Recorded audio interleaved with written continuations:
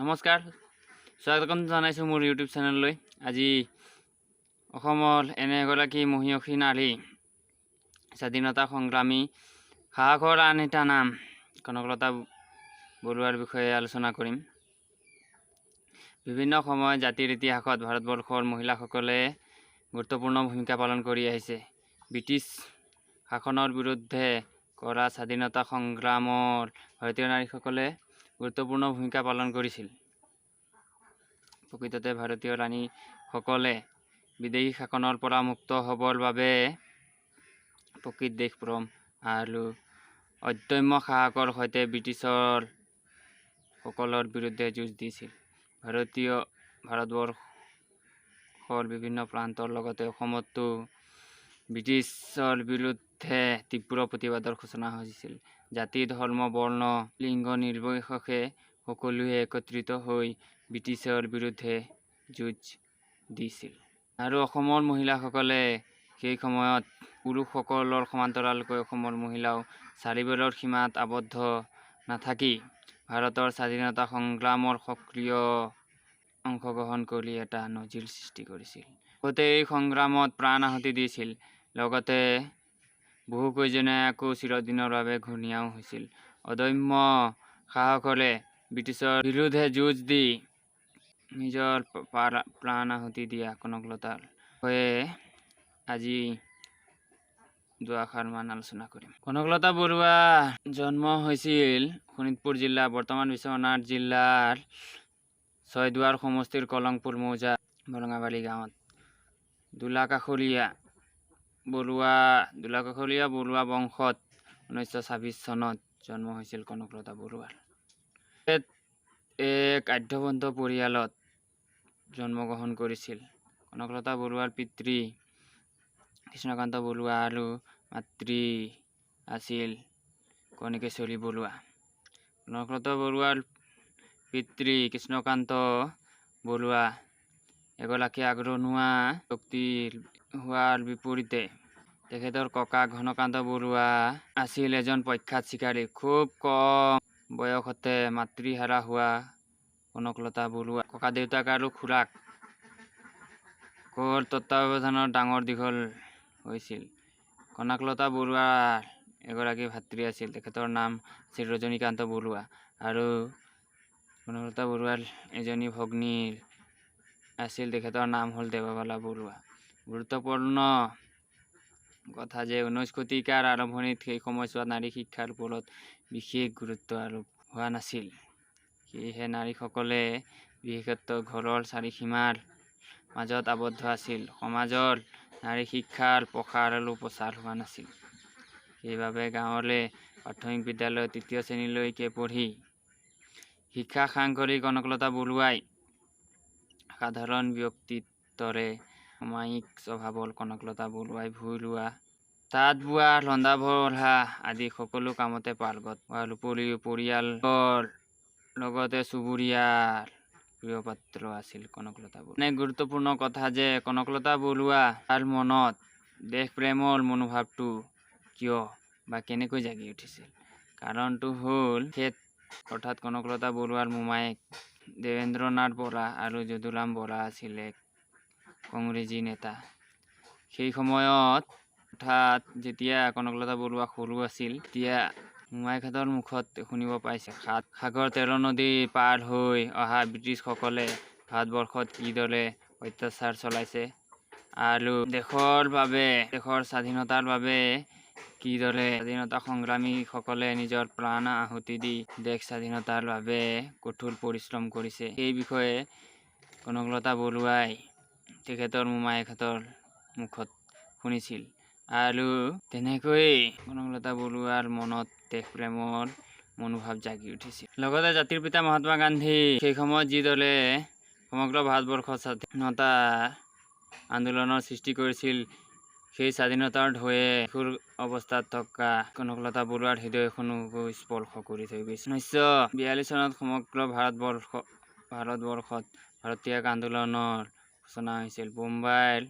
গোৱালিয়ৰৰ টেংকত ময়দানত অনুষ্ঠিত কংগ্ৰেছৰ জাতীয় অধিৱেশনত মৌলানা আবুল কালাম আজাদ সভাপতিত্বত ভাৰত্যাগ প্ৰস্তাৱ গৃহীত কৰা হোৱাৰ পিছত এই সংগ্ৰামৰ মূল মন্ত্ৰ আছিল কৰিম কিম্বা মৰিম। 1942 চনৰ 8 আগষ্টত ভাৰত ত্যাগ প্ৰস্তাৱ লোৱা হৈছিল যদিও 1942 চনৰ 9 আগষ্টত ব্ৰিটিছ চৰকাৰে কংগ্ৰেছক বেআইনী ঘোষণা কৰি মহাত্মা গান্ধী প্ৰমুখ্যে জৱাহৰলাল নেহৰু, চৰ্দাৰ বল্লভভাই পেটেল, মৌলানা আব্দুল কালাম আজাদ আদি নেতাসকলক গ্ৰেপ্তাৰ কৰিলে। অসমতো ভাৰত ত্যাগ আন্দোলনৰ প্ৰস্তাৱ গ্ৰহণ কৰাৰ পিছতেই শীৰ্ষস্থানীয় কংগ্ৰেছ নেতাসকলক গ্ৰেপ্তাৰ কৰা হৈছিল। মহম্মদ শৈবুল্লাহ, গোপীনাথ বৰদলৈ আৰু সিদ্ধিনাথ শৰ্মাকো গ্ৰেপ্তাৰ কৰিছিল ব্ৰিটিছ চৰকাৰে। ৰাম মেধি, দেৱেশ্বৰ শৰ্মা, হৰে কৃষ্ণ দাস, পীতাম্বৰ দেৱ গোস্বামী, কৃষ্ণদেৱ গোস্বামীৰ দৰে নেতাসকলক কাৰাগাৰলৈ নিক্ষেপ কৰিছিল ব্ৰিটিছ চৰকাৰে। অসমৰ লগতে দৰং জিলাতো ব্যাপক ৰূপ ধাৰণ কৰিছিল। গহপুৰ, কলাবাৰী, বৰঙাবাৰী, ঢেকিয়াজুলি, জামুগুৰি, চতিয়া আদি সকলো অঞ্চলতে জাতি, বৰ্ণ, ধৰ্ম, লিংগ, বয়স নিৰ্বিশেষে সকলোৱে ব্ৰিটিছৰ বিৰুদ্ধে যুঁজ দিছিল। ভাৰত ত্যাগ আন্দোলনে সমগ্ৰ অসমৰ লগতে দৰং জিলাতো ব্যাপক ৰূপ ধাৰণ কৰিছিল। গহপুৰ, কলাবাৰী, বৰঙাবাৰী, ঢেকিয়াজুলি, জামুগুৰি, চতিয়া আদি সকলো অঞ্চলতে জাতি, ধৰ্ম, বৰ্ণ, লিংগ, বয়স নিৰ্বিশেষে সকলোৱে ব্ৰিটিছৰ বিৰুদ্ধে বিদ্ৰোহ ঘোষণা কৰিছিল। ব্ৰিটিছৰ বিৰুদ্ধে হোৱা আন্দোলনত অংশগ্ৰহণ কৰিবলৈ ওলাই আহিছিল। পুষ্পলতা দাস আৰু জ্যোতিপ্ৰসাদ আগৰৱালাই আন্দোলনৰ নেতৃত্ব বহন কৰিছিল। গুৰুত্বপূৰ্ণ কথা যে দেশৰ স্বাধীনতাৰ বাবে ওলাই অহা সংগঠনটো সকলক দুটা দলত বিভক্ত কৰা হৈছিল: শান্তি বাহিনী আৰু মিত্ৰ বাহিনী। শান্তি বাহিনী অন্তৰ্ভুক্ত হোৱা লোকসকলক গঠনমূলক কামত অংশ লোৱা আৰু শান্তি শৃংখলা অটুট ৰাখি সংগ্ৰামত অংশগ্ৰহণ কৰিছিল। আনহাতে 18ৰ পৰা 50 বছৰ বয়সৰ সীমা নিৰ্ধাৰণ কৰি মিত্ৰ বাহিনীত বিভিন্ন লোকক অন্তৰ্ভুক্ত কৰা হৈছিল। উপযুক্ত প্ৰশিক্ষণৰ ব্যৱস্থাও কৰা হৈছিল শান্তি বাহিনী আৰু মিত্ৰ বাহিনীৰ যোগদান কৰা লোকসকলৰ বাবে। যিসকল লোকে সৰ্বস্ব ত্যাগ কৰিবলৈ প্ৰস্তুত আছিল তেনে লোককহে মিত্ৰ বাহিনীত অন্তৰ্ভুক্ত কৰা হৈছিল। আন এক গুৰুত্বপূৰ্ণ কথা যে এইখিনি সময়ত কনকলতা বৰুৱাৰ বয়স আছিল মাত্ৰ 16 বছৰ। কৈশোৰৰ আলিদোমোজাত ভৰি দিয়া কনকলতা বৰুৱাৰ সন্মুখত আছিল এক সম্ভাৱনাময় ৰঙীন ভৱিষ্যত। কিন্তু কনকলতা বৰুৱাই সেই চৌপাশত ৰঙীন ভৱিষ্যতৰ স্বপ্ন মুকলি হোৱাৰ বিপৰীতে দেশৰ প্ৰতিহে দায়বদ্ধতা প্ৰকাশ কৰিছিল। মনৰ দৃঢ়তা, সাহস আৰু দেশপ্ৰেমৰ বাবে কম বয়সতে তেওঁ মিত্ৰ বাহিনীত যোগদান কৰিছিল। তীব্ৰৰ পৰাও তীব্ৰতৰ ৰূপ লোৱা ভাৰতবৰ্ষৰ ভাৰত ত্যাগ আন্দোলনত আন্দোলনকাৰীসকলে 20 ছেপ্টেম্বৰৰ দিনা সকলো আৰক্ষী চকী আৰু কাছাৰীৰ ঘৰত জাতীয় পতাকা উত্তোলন কৰাৰ সিদ্ধান্ত গ্ৰহণ কৰিছিল। আন্দোলনৰ এই কাৰ্যসূচী সঠিকভাৱে ৰূপায়ণ কৰিবলৈ জাৰ্নিয়াল সত্ৰ নামঘৰত এখন সভা অনুষ্ঠিত কৰা হৈছিল। এই সভা মতে 20 ছেপ্টেম্বৰত যি গণ আন্দোলন হ'ব, সেই আন্দোলনত সকলোৱে শোভাযাত্ৰা কৰি যোগদান কৰিব। পৰিকল্পনা অনুসৰি 20 ছেপ্টেম্বৰৰ পতাকা উত্তোলনৰ কাৰ্যসূচীৰ বাবে সকলোৱে সংগ্ৰামী সাজু হৈছিল। গহপুৰ আৰক্ষী থানাত আন্দোলনৰ নেতৃত্ব বহন কৰা পুষ্পলতা দাসে পতাকা উত্তোলন কৰাৰ সিদ্ধান্ত গ্ৰহণ কৰা হৈছিল। কিন্তু কিশোৰী কনকলতা বৰুৱাই গহপুৰ আৰক্ষী থানাত পতাকা উত্তোলনৰ দায়িত্ব বহন কৰিব বিচৰাত পৰৱৰ্তী সময়ত তেওঁক দায়িত্ব অৰ্পণ কৰা হৈছিল। গহপুৰ আৰক্ষী থানাত জাতীয় পতাকা উত্তোলন কৰিবৰ বাবে কংগ্ৰেছী নেতাসকল থানেশ্বৰ মহন্ত, মীনাৰাম বৰুৱা, জিতেন বৰুৱা আদি ওলাই অহাৰ লগতে হাৱাজান, হেলেম, কলাবাৰী, বালিজান, বুৰৈ আদি অঞ্চলৰ সহস্ৰ মানুহ একত্ৰিত হৈছিল। সোমেশ্বৰী, পুণ্যপ্ৰভা বৰুৱা, জোনাকী গগৈ, ভোগিলা বৰা, দেৱলতা বৰুৱা, মাইছেনা বৰুৱাকে ধৰি বহু শতাধিক মহিলাও এই আন্দোলনত অংশগ্ৰহণ কৰিছিল। জয় মহাত্মা গান্ধীৰ জয়, স্বৰাজ আমাৰ জন্মস্বত্ব, ইংৰাজ ভাৰত ত্যাগ কৰা আদি ধ্বনিৰে আকাশ বতাহ কপাই গহপুৰ আৰক্ষী থানা অভিমুখে জাতীয় পতাকা উত্তোলন কৰিব দলটোক নেতৃত্ব দিছিল 16 বছৰীয়া কিশোৰী কনকলতা বৰুৱাই।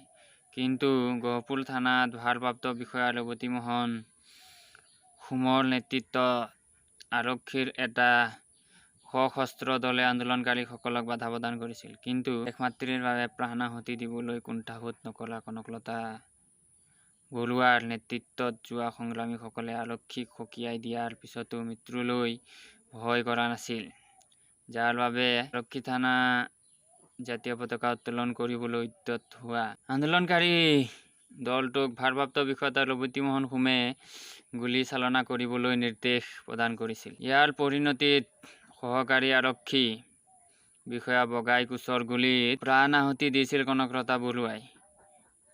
তেজে তুমুৰলি দেহেৰে বাগৰি পৰা কনকলতা বৰুৱাৰ হাতৰ পৰা ওলাই যাব ধৰা পতাকাখন থাপ মাৰি ধৰা মুকুন্দ কাকতিও পুলিচৰ গুলীত প্ৰাণ আহুতি দিছিল। ইয়াৰ উপৰিও গুৰুতৰভাৱে আহত হৈছিল হেমকান্ত বৰুৱা, বগাই কছাৰী, ধুলেশ্বৰ ৰাজখোৱা, খৰ্গেশ্বৰ বৰুৱা। অৱশ্যে এই উত্তেজনাময় পৰিৱেশৰ মাজতেই পাছফালৰ পৰা উঠি গৈ গহপুৰ থানাত পতাকা উত্তোলন কৰিবলৈ সক্ষম হ'ল কলাবাৰীৰ ৰামপতি ৰাজখোৱা। ভাৰতবৰ্ষৰ স্বাধীনতা সংগ্ৰামৰ ইতিহাসত নিজৰ নাম সোণালী আখৰেৰে লিখি থৈ দেশৰ বাবে হাঁহিমুখে নিজৰ জীৱন উচৰ্গা কৰিলে সুৰক্ষী গাভৰু কনকলতা বৰুৱাই। কনকলতা বৰুৱা হ'ল সাহসৰ এটা অন্য নাম। তেওঁ হ'ল ভাৰতীয় স্বাধীনতা সংগ্ৰামৰ প্ৰথম মহিলা শ্বহীদ। বৰ্তমান অসম চৰকাৰে এইগৰাকী শ্বহীদৰ সোঁৱৰণত তেজপুৰ অসামৰিক চিকিৎসালয়খন উচৰ্গা কৰিছে। আপোনালোকৰ মূল্যৱান সময়কণ দি মনোযোগ দি শুনাৰ বাবে আপোনালোকৰ বিশেষ ধন্যবাদ। নমস্কাৰ।